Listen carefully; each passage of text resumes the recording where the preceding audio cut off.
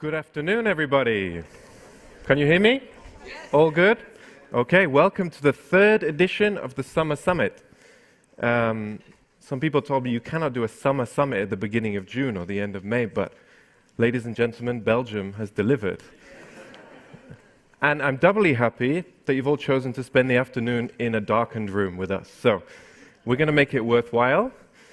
And I want to thank all of you in the room, but also to our audience online. We have around 1,000 people already logged in, so thank you for joining us.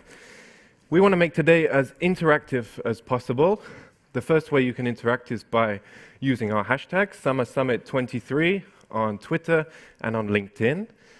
The second way is through Slido. So throughout the day, we will have some polls, we will have questions during the panels, and the way to interact is through Slido. Now, we have a QR code on the screen. For those of you in the room, if you're a little short-sighted, you also have a leaflet on your chair. Okay?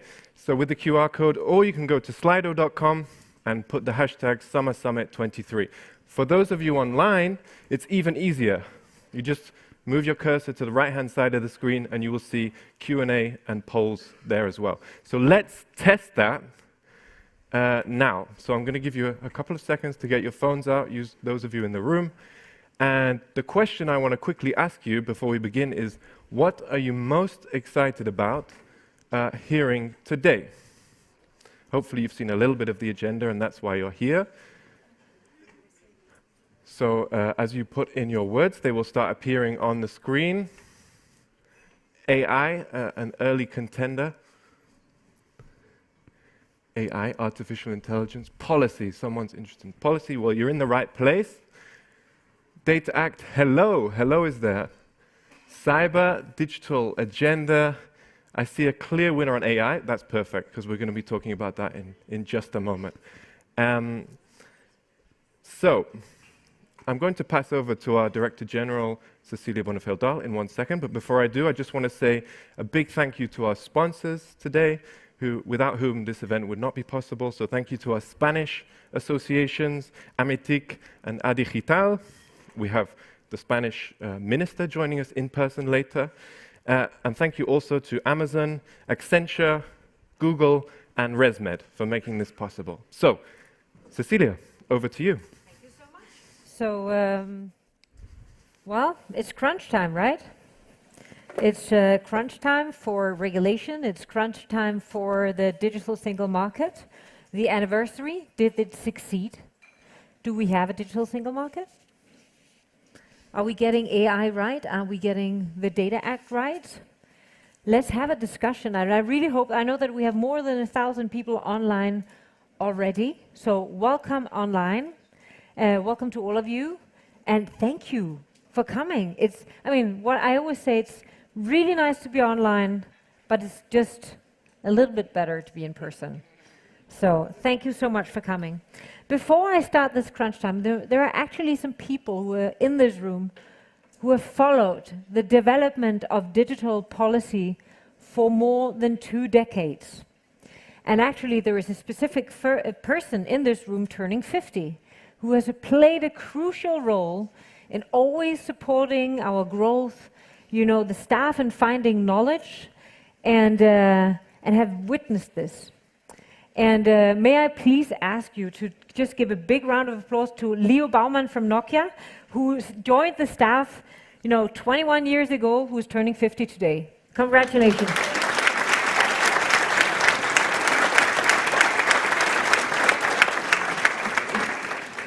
In the end, digital is very important, but it's all about people, right?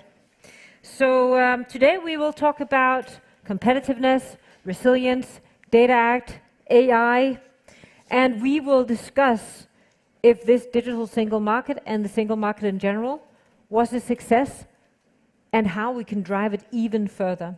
I think you have also witnessed that the Moldova summit, we are witnessing now the next phase of widening the single market to the Western Balkans. And we, of course, welcome that. We need to bring in our friends, our European friends, and not delay it like we did with Ukraine and Moldova and others. So with that, we started a manifesto quite in 2019. We were discussing the digital. You might all remember the digital acronym. And one of the things that we said is like AI need to innovate. We need to see AI revolutionizing all industries, creating growth, better healthcare, better educational systems. We need to boost the skills, have digitally enabled citizens, not only protect the citizens, but make them able to create the future of technologies. Well, here we are. One of the things we also said was like, we need to sandbox regulation. We cannot just invent it out of the blue and think it works. We need to find out, does it work? Is it a good regulation? Does it actually meet up and make us more competitive, enable us more and protect us on the right things? Well, we have just had a big exercise on a AI sandboxing study, and I'm here to tell you a little bit about that study today. So what we did, you might remember that 5 years ago we started this Digital Europe Unicorn Award. Today we have more than 100 big future unicorns in Europe, and we have asked them, you know, how do you see this AI Act? Does it work? Is it right? With a small sample of them. And here are some of the learnings that we will share with you. And you might have seen it. If not, it's out there. And you remember to take it. It's of course also online. And what did we learn? What did we learn? This regulatory sandbox that is actually a part of also the AI Act now, as it looks, and the AI regulation. What did we learn? Well, first of all, what is it? It's a kind of road testing the regulation with these unicorns through workshops and interviews, finding out, do they know, do they understand, are they able to, you know, implement, are they ready to meet the new future of AI? So, what did we learn? I mean, definitely that in general, many of them are quite positive. They feel that, well, AI regulation is timely, that it's the right direction, and they're positive. But I mean, we are used to regulation in Europe, so most of us would be relatively positive towards regulation. However, if we take one step deeper and we ask them, do you understand what risk category you are in? It's very clear that absolutely not. Many of them said, but I would not fall in that risk category, and we could tell them, yes, you would. And they said, but why? I know what I'm doing is like harmless. So there is like, I think one of the biggest successes that we did was actually having this kind of a tiered risk model that we are also now aligning in the TTC, in the transatlantic relations. Just announced yesterday a common code of conduct and a common risk definition. But it's still extremely hard to use it for real companies to understand where they are, but also for policymakers to understand how should they use this and how should they do the iterative evaluation of that. So this is definitely a feedback that we need to sandbox more on, and that we even need to discuss further with the policymakers. So another one was a transition period of at least 2 years. It will take a long time. It will take 2 years of transition period, but it will take a minimum of 12 months, actually. And hi, Alexandra, welcome. It will take a minimum of 2 years to have a transition period, but it will take a minimum of 12 months to really get implemented into the applications and into the processes of the companies.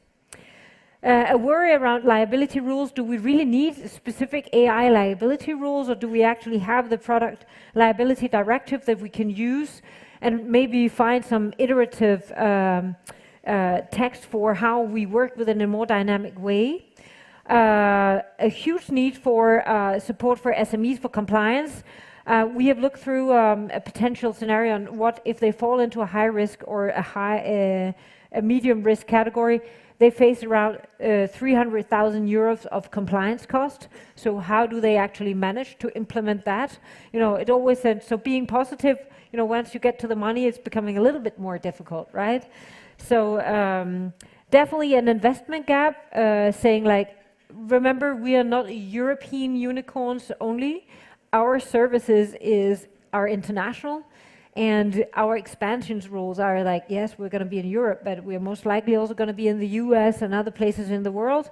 So if Europe wants to lead, it's all about getting the standard and the processes aligned as soon as possible. If not, we'll just be slowed down because we are in Europe by default.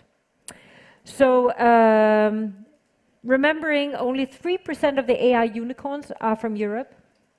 So taking one step back to the original Manifesto 2018 target of saying we want to lead on AI, we want to invent the best, healthcare solutions, the best security solutions, the best schooling system using AI, we still have a small share of company that is actually doing this, headquartered out of Europe. So now it's really the discussion is how do we do this in a way that enables them not to have 300,000 of extra cost or difficulties implementing. And we're very happy to see that in the text is the sandboxing exercises. And Digital Europe is definitely willing to step in, and we are looking right now at how we can support, hopefully, regional sandboxes, because I don't think we need to invent the wheel 27 times. Companies will be able to use sandboxing. If there are Danes, they can go to Sweden, or the Swedes can go to Germany. So we would definitely recommend that we don't invent sandboxes 27 places, but that we really bundle the knowledge so we can make sure that we have the expertise ready to handle the challenges. So what are our recommendations? Access to our sandboxing, absolutely crucial. Please make them regional. We don't need 27 different places. Set up a clear and timely AI standards is crucial. Remember, it needs to be international by default. Digital companies are born global, and we need alignment, gradual implementation, practical support, and the AI Act should leave room for iterative updates. And if possible, please don't invent further things. If we can use the liability directive as it is or anything else, companies are used to using these kind of things and they know it. So an extra overlapping regulation is not beneficial for the development of Europe.